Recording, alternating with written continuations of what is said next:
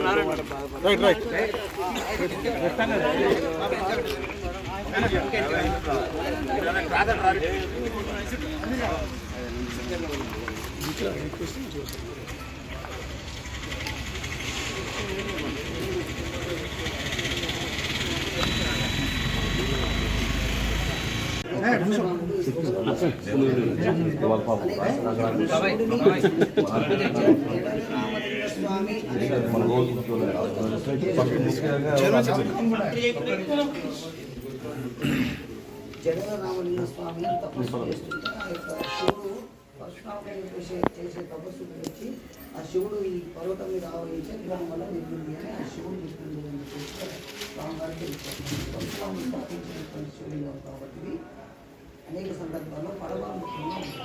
పరశురాముడు స్థాపించిన అనేక శివలింగాలు పరమాత్మకంగా ఉంటాయి కానీ మనకు పెద్దలు చెప్తున్నా మనం చూడాలి. స్వామివారు కూడా పరమాత్మకంగా ఉండదు. ప్రతి అమావాస్య దాదాపు 3 రోజులు 1,00,000 మంది వచ్చి స్వామివారి దర్శనం చేసుకుంటారు. అంటే భగవన్నామాన్ని స్మరిస్తూ ఇంతమంది పూజలు ప్రత్యేకంగా లేకుండా వాళ్ళు దర్శనం చేసుకున్నప్పటికీ కూడా మన కోరిక